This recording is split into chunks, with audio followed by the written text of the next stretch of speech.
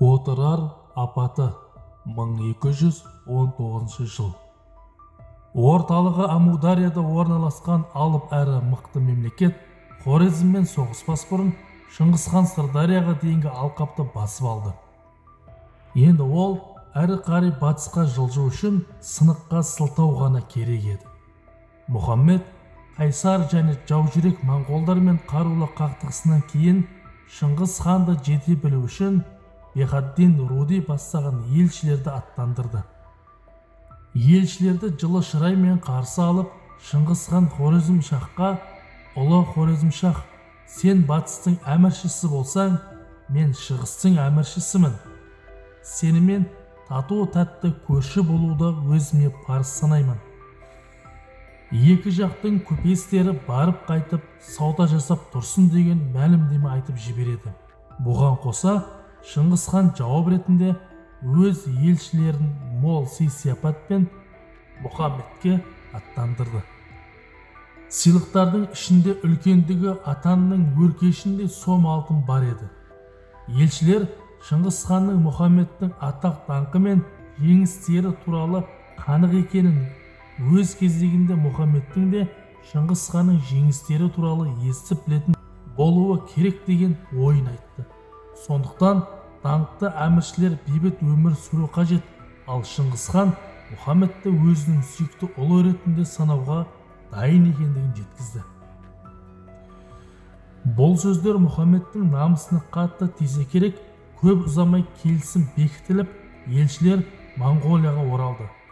1218 жылы Шыңғыс хан алтын, күміс, жібек, бұлғын терісі және басқа да бағалы тауарларды 500 түйеге теңдеп сауда керуен аттандырды. Керуеннің арасында барлаушы моңғолдар да бар. 450 адам алып жүрді. Керуеннің басшылығы мұсылман көпестерінің қолында болатын. Түркі қаласы Отырар Қыпшақ даласымен шекарада орналасқан еді.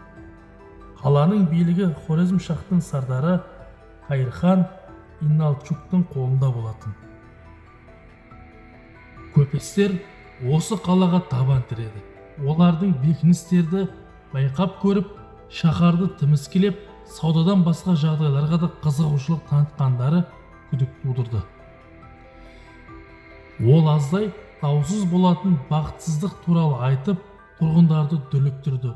Осы бір үрейлі дақпырт бүкіл мемлекетке тарап, елдің зәресін ұшырады. Көпестерден тыңшы деп қауіптенген Қайырхан оларды ұстауға бұйырды. Ол ары қарай не істеу керектігін анықтау үшін Хорезм-Шахқа хабаршы жіберген болатын. Бұйрық алғаннан кейін көпестерді дарға асыңдар деп тапсырды. Ал олардың мүліктерін сатып жіберді. Тек бір түйе айдаушыға қанды қырғыннан сытылып шығудың сәті түсті. Үрейлі хабарды Шыңғыс ханға жеткізгенде сол болса керек. Шыңғыс хан бірден Қайырханды берсе, бейбітшілік сақталады деген талаппен жанына 2 адамды қосып, елші Ибн Кафрадж Боғраны Хорезм-Шахқа аттандырады. Шыңғыс ханның бұл талабын естігенде Мұхаммед қатты ашуланды. Ол елшіні дарға асып, қасындағы серіктерінің сақалдарын кестіріп тастап, Шыңғыс ханға мынаны айтыңдарды бұйырды. Саған жердің түбінде болсаң да жетемін. Сенен кегімді алып, жақтастарыңа не істесем, саған да соны көрсетемін. Бұл оқиғадан кейін соғыс өртінің тұтанары даусыз болды. Хорезм-Шах моңғолдардан 2 есе басым болған әскери күшін бекіністерге бөліп тастаған еді. Мұхаммедтің барлық гарнизондарда, қалада не қорғанда тұрған әскери бөлімдер жұдырықтай жұмылдырып, моңғолдармен ашық жерде кездесуге жүрегі дауаламады. Себебі моңғол нөкерлерінің қаһары мен айбынынан қаймығып қалған болатын. Одан да берік бекіністердің ішінде тұрып моңғолдарды титықтатайық деп ойлады ол. Моңғол әскері қарулануы, ұйымдастырылуы және дайындығы жағынан Хорезм әскерінен мықты болатын.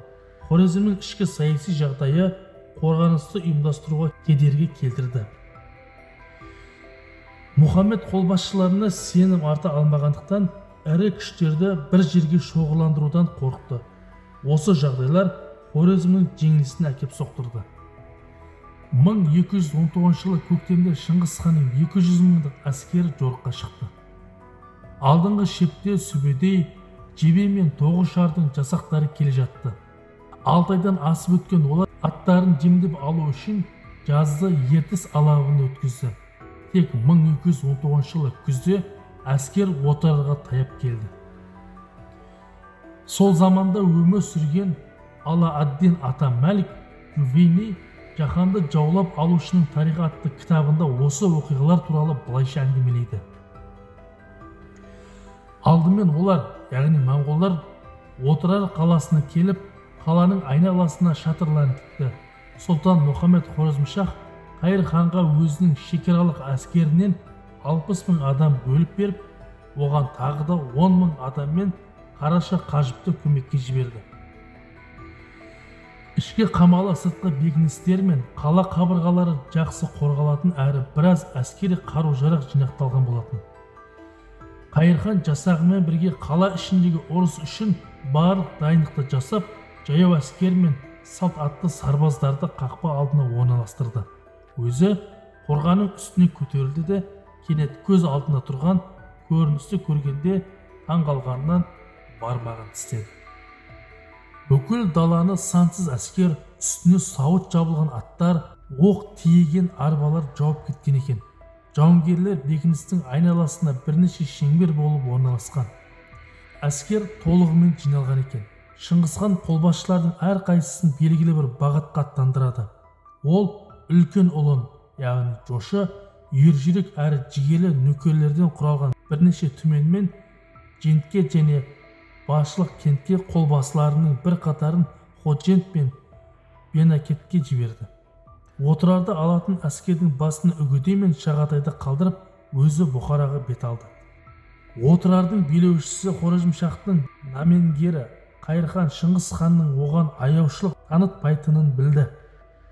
Ол ержүрек адам болғандықтан соңына дейін төтеп беру керек деп шешті. Қоршау 5 айға созылды. Моңғолдар қиыр шығыста меңгеріп алған тәсілдерін қолданды.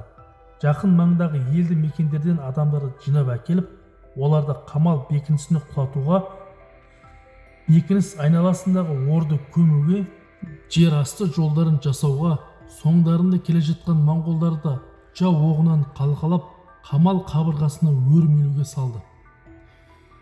Шабуыл бір сәт толастамады.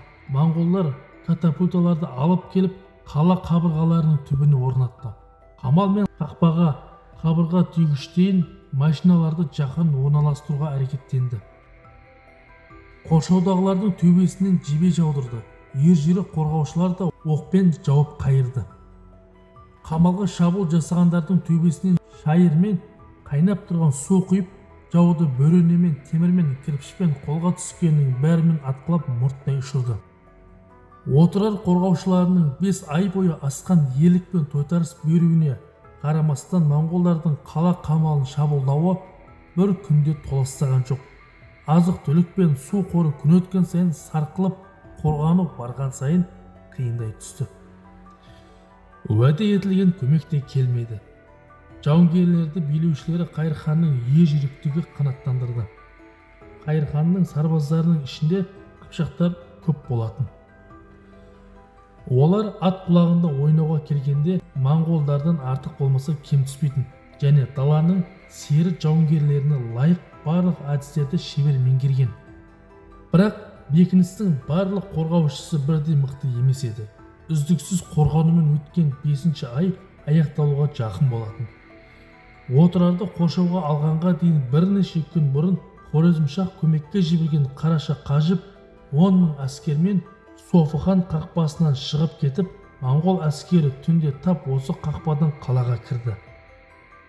Моңғолдар бір рет сатқан адам екінші рет опа беремеді деп есептейтін. Сондықтан сатқындарды аямай жау жаққа өтіп кеткендерді қырып тастады. Олар қатты қарсылық көрсеткен қала тұрғындарына аяған емес.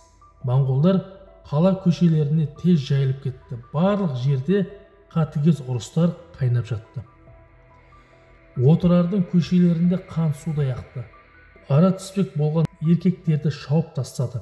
бағалы дүние іздеп үйлерді тінтіп, моңғолдар түнгі қиян кешкі ұрыстан тірі қалған тұрғындарды қуып тығып, мықты еркектерді бағынбаған қалалар мен бекіністерді алуға пайдаланды. Бірақ отырар илікпестен әлі қарсылық көрсетіп жатты. Қайырхан 20 000 ержүрек азамат пен арыстандай айбатты нөкерлерімен ішкі қамалда бекініп алды. Олардың әрқайсысы соңғы демі қалғанша шайқасты. Осы себептен моңғол әскерінің көпшілігі өлтірілді. Сөйтіп, күрес Қайырхан екі нөкермен тірі қалғанша тағы бір айға жалғасты. Ол ұрысты тоқтатпай, қашып кетемін деген оймен артына қайырылып та қарамады. Моңғол әскері ішкі қамалға кіріп, Қайырханды төбесіне қарай қуды. Бірақ ол екі нөкермен қасарысып берілмеді. Жауынгерлерге Асау ханды шайқасса мертіктермен тұтқынға алу тапсырылған болатын. Сондықтан олар Қайырханды өлтіре алмай дымы құрыды. Оның жолдастары азапталып өлтірілді, ал өзінің қолында қару қалмады. Көп айла тасылмен біраз нөкерді моңғол әскерінен жер жастандырды. Дегенмен қақпанға түсіп, аяқ қолы маталып, ауыр шынжырмен бұғауланды.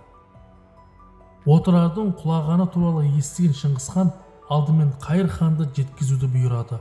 Ол отырардың қақпанға түскен жаралы аңдай сардарына ұзақ қарады.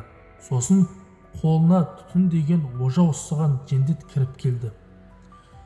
Ол тізерлеп отырып, тұтқынның аузы мен құлағына балқып тұрған күмісті құйды.